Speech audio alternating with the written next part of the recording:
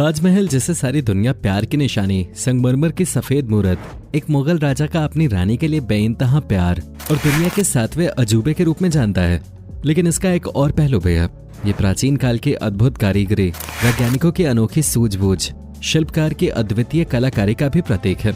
हम इमारतें आज भी बनाते हैं, जिनमें से कुछ इमारतें तो कार्य पूरा होने से पहले ही गिर जाते हैं या कुछ कार्य पूरा होने के कुछ समय बाद भूकंप जैसी प्राकृतिक आपदाओं का शिकार हो जाते हैं, और कुछ ठेकेदारों की लालच का, क्योंकि भ्रष्टाचार के इस जमाने में हर कोई अपनी जेब पहले भरना चाहता है, उसके बाद ही काम की क्वालिटी की ओर देखता है। वैसे में ताजमहल इस प्रचलित कहावत को पूरा सही साबित करता है। पोथी पटपट जगमुआ पंडित भयानक होए, ढाई आखर प्रेम के पढ़े सो पंडित होए। कहने का मतलब यही कि आज बड़ी बड़ी डिग्री हासिल किए हुए बड़े बड़े इंजीनियर मजबूत इमारतें बनाने में फेल हो जाते हैं, लेकिन अपने प्यार के लिए एक मुगल राजा ने ऐसा महल बनवाया जो आज तक सबके लिए मिसाल है। अपने ताजमहल की खूबसूरती के तो लाखों वीडियो देखे होंगे। आज हम आपको ताजमहल के निर्माण की ऐसी बारीकियों के बारे में बताएंगे जिन्हें देखकर आप सोचने पर मजबूर हो जाएंगे कि बिना साइंस और टेक्नोलॉजी की इतनी तरक्की के, बिना बड़े बड़े इंजीनियर और आर्किटेक्ट्स के दुनिया के 7वें अजूबे को ऐसी कौन सी टेक्निक से बनाया गया जो अपने निर्माण के लगभग 370 साल बाद भी ज्यों का त्यों खड़ा है। न तो इसे कोई प्राकृतिक आपदा हिला पाई है और न ही इसके पत्थरों में आज तक कोई दरार आई है। ताजमहल भारत के उत्तर प्रदेश के आगरा शहर में यमुना नदी के किनारे स्थित है। इसका निर्माण मुगल शासक शाहजहां ने अपनी पत्नी मुमताज महल की याद में करवाया था। मुमताज महल की याद में वहां करवाया था जहां मरने के बाद मुमताज को दफन किया गया था। मुमताज का यह मकबरा लगभग 42 एकड़ में फैला हुआ है और चारों तरफ से बगीचे से घिरा हुआ है, जिसके सामने यमुना नदी बहती है। ताजमहल की ऊंचाई 73 मीटर है। ताजमहल सफेद संगमरमर के पत्थर से बनी हुई इमारत है।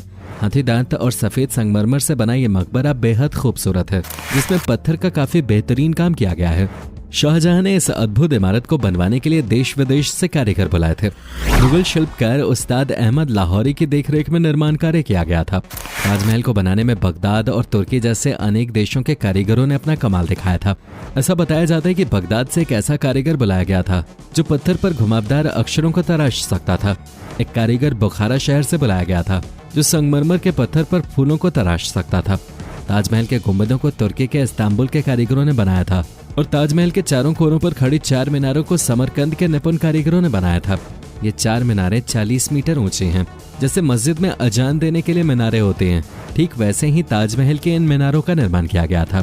अगर ध्यान से देखा जाए तो ताजमहल के चारों कोनों पर खड़ी 4 मीनारें देखने में सीधी प्रतीत होते हैं, लेकिन ये असलियत में सीधी नहीं है।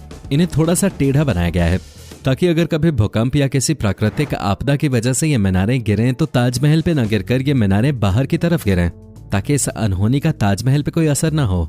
दोस्तों आगे देखते जाइए, आपको ऐसी ऐसी बातें पता लगेंगी जिनकी आपने कभी कल्पना भी नहीं की होगी। कहा जाता है कि ताजमहल को बनाने में 22 सालों का लंबा समय और 20,000 मजदूरों का खून पसीना लगा था। ताजमहल को बनाने में उस समय 3 करोड़ रुपए खर्च हुए थे, जो उस समय के लिए बहुत बड़ी रकम थे। लेकिन जो महल सामने आया वो काबिले तारीफ था, है और हमेशा रहेगा। आइए जाने ताजमहल को बनाते समय प्रयोग की गई ऐसी टेक्निक्स के बारे में जो आज भी वैज्ञानिकों, इंजीनियरों, शिल्पकारों और बड़े बड़े बिल्डर्स के लिए एक उदाहरण पेश करती हैं। ताजमहल तुर्की, फारसी, भारतीय और इस्लामी वास्तुकला की अनोखी शैली से निर्मित है। यह इनके मिलीजुली वास्तु शैली का एक उत्कृष्ट नमूना है। आज हम किसी भी इमारत को सीमेंट के बिना बनाने की सोच भी नहीं सकते, लेकिन आपको जानकर हैरानी होगी कि ताजमहल को बनाने में सीमेंट का प्रयोग नहीं किया गया था। यह भी कैसे जाता, सीमेंट का आविष्कार ही ताजमहल के बनने के बाद हुआ था। जैसा कि हम सब जानते हैं, ताजमहल का निर्माण सन 1631 से 1638 के बीच हुआ था और सीमेंट का आविष्कार सन 1824 में इंग्लैंड के जोसेफ एस्पडीन ने किया था। अब सवाल यह है कि बिना सीमेंट के ताजमहल कैसे बनाया गया? अगर ईंट और पत्थरों को चिपकाने के लिए सीमेंट का इस्तेमाल नहीं हुआ तो फिर क्या प्रयोग किया गया? उस दौर में जब सीमेंट नहीं थी तब इमारतों को बनाने के लिए खास पेस्ट का इस्तेमाल किया जाता था। आपको जानकर हैरानी होगी कि पत्थरों को आपस में चिपकाने के लिए गुड़, बताशे, बेलगिरी का पानी, उड़द की दाल, दही, जूट और कंकड़ को चूने के पानी के साथ मिलाकर पेस्ट बनाया जाता था। इसे सरूज कहा जाता था। इस सेमी सॉलिड मटेरियल से ताजमहल जैसी बड़ी बड़ी इमारतों का निर्माण किया जाता था। है ना चौंका देने वाली बात? जिसे हम देसी जुगाड़ समझते हैं, उस पर इतनी मजबूती से इतने सालों से ताजमहल जैसी न जाने कितनी बिल्डिंग्स टिकी हुई हैं। ये तो हम सब जानते हैं कि ताजमहल यमुना नदी के किनारे स्थापित है, लेकिन ये कोई नहीं जानता कि यमुना नदी का पानी आज भी ताजमहल की नींव रखने में प्रयोग की गई लकड़ियों को सुरक्षित रखे हुए है। चौंक गए ना? हमने 2 नई बातें जानी। एक तो कि ताजमहल की नींव आजकल की तरह लोहे के सरियों पर नहीं बल्कि लकड़ी पे रखे गए थे, और दूसरी बात, पानी लकड़ी को गला नहीं रही बल्कि और ज्यादा मजबूत कर रही है। और इन लकड़ियों में आज तक दीमक भी नहीं लगी है। आइए आपको विस्तार से बताते हैं।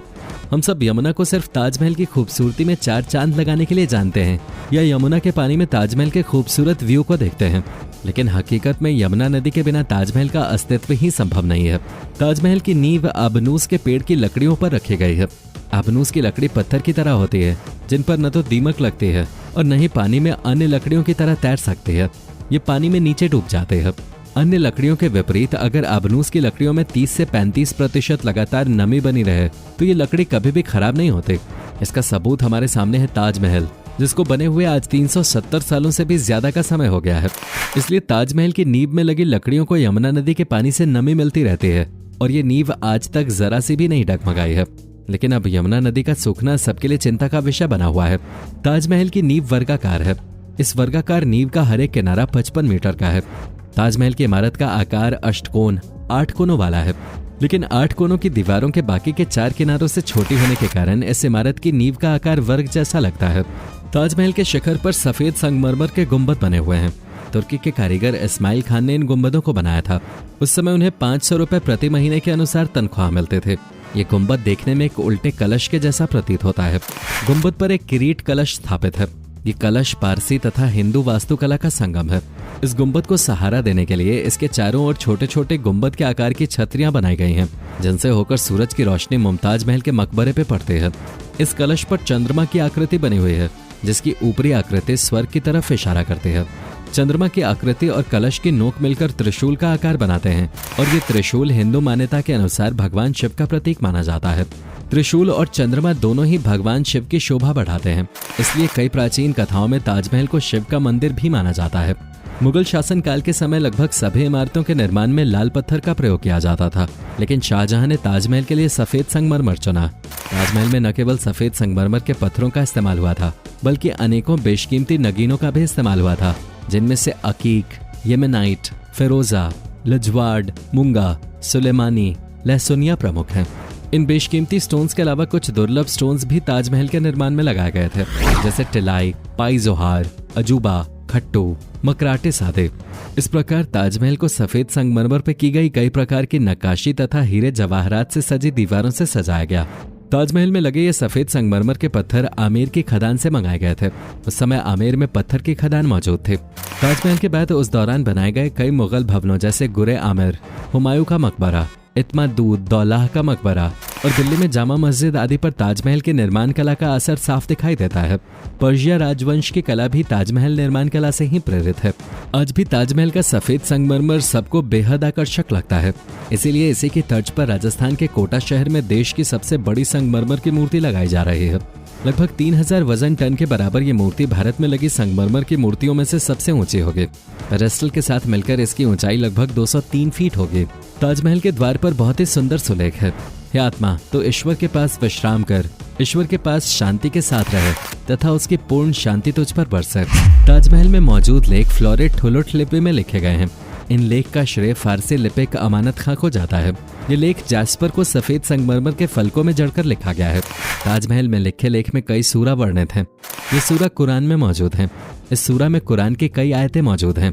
ऐसा भी माना जाता है कि ताजमहल बनवाने के बाद शाहजहां ने इसके सभी कारीगरों के हाथ कटवा दिए थे, ताकि वे फिर दोबारा ताजमहल जैसी कोई इमारत न बना सके। वहीं एक और मान्यता के अनुसार ऐसा कहा जाता है कि शाहजहां ने सबके हाथ नहीं कटवाए थे, बल्कि उन्हें सारी उम्र घर बैठे तनख्वाह देने और दोबारा किसी भी इमारत को न बनाने के लिए कहा था, ताकि ताजमहल के मुकाबले की कोई भी इमारत न बन सके और ताजमहल अपने आप में एक अनोखी मिसाल रहे। क्या आप जानते हैं ताजमहल पे कोई भी लाइट नहीं लगाई गई है, क्योंकि कई मच्छर या कीड़े मकोड़े ऐसे होते हैं जो लाइट की तरफ आकर्षित होते हैं। इसलिए इन कीड़े मकोड़ों और मच्छरों से बचाव के लिए ताजमहल पे कोई भी लाइट नहीं है। ताजमहल अब भारत सरकार के पुरातत्व विभाग की देखरेख में है। कारखानों और दूषित वातावरण के कारण अब ये जगमगाता महल थोड़ा धूमिल होने लगा है, इसलिए इसके रखरखाव पर विशेष ध्यान दिया जा रहा है। ताजमहल इस्लामी कला का अनोखा रत्न है, वास्तुकला की अद्भुत मिसाल है। ताजमहल को 1983 में यूनेस्को के विश्व धरोहर स्थल के रूप में नामांकित किया गया था।